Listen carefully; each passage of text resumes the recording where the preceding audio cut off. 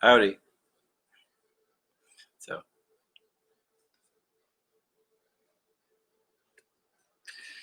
yeah, so we'll be reading a little bit of Vladimir and Nabokov, Tyrants Destroyed.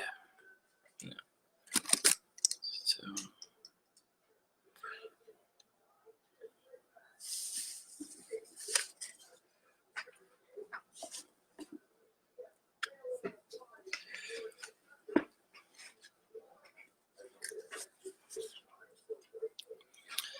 the growth of his power and fame was matched, in my imagination, by the degree of the punishment I would have liked to inflict on him.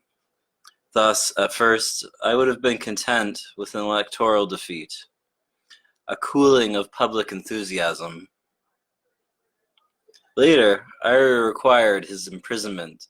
Still later, his exile to some distant, flat island with a single palm tree, which, like a black asterisk, refers one to the bottom of an eternal hell made of solitude, disgrace, and helplessness. Now, at last, nothing but his death could satisfy me.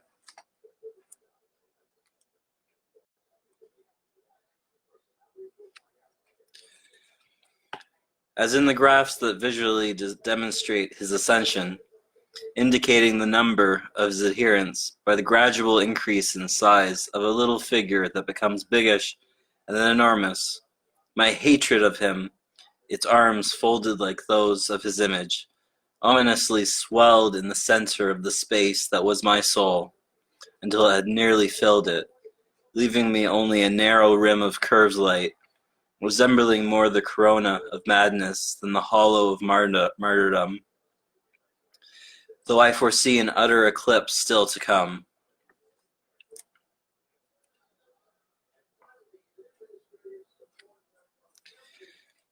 His first portraits in the papers and shop windows, and on the posters, which also kept growing, in our abundantly irrigated, crying, and bleeding country,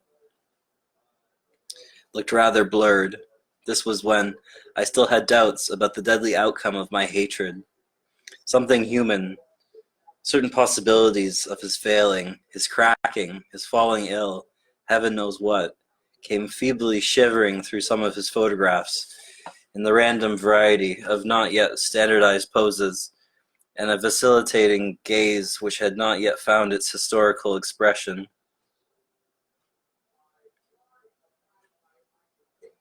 Little by little, though, his contours consolidated his cheeks and cheekbones in the official portrait photographs, became overlaid with godly gloss, the olive oil of public affection, the varnish of a completed masterpiece.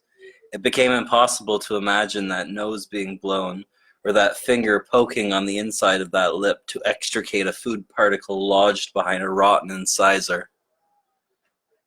Experimental variety was followed by a canonized uniformity that established the now familiar stony and lustreless look of his neither intelligent nor cruel, but somehow unbearably eerie eyes.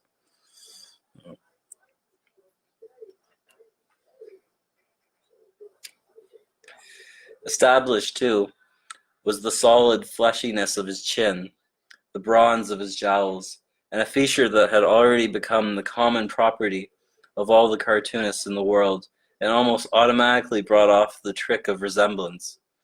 A thick wrinkle across his forehead, across his whole forehead, the fatty sediment of thought, of course, rather than thought's scar. I am forced to believe that his face has been rubbed with all sorts of patent balsams, as I cannot comprehend its metallic good quality, for I once knew it when it was sickly, bloated, and ill-shaven, so that one heard the scrape of bristles against his dirty starch collar when he turned his head, and the glasses. What became of the glasses that he wore as a youth?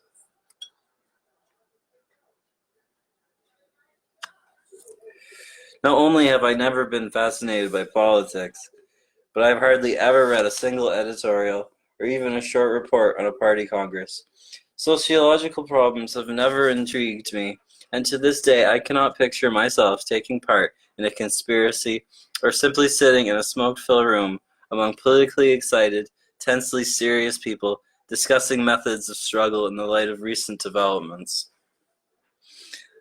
I don't give a hoot for the welfare of mankind, and not only do I not believe in any majority being automatically right, but I tend to re-examine the question whether it is proper to strive for a state of affairs where literally everyone is half-fed and half-schooled.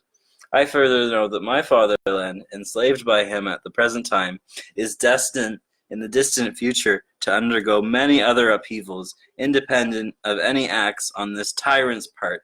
Nevertheless, he must be killed.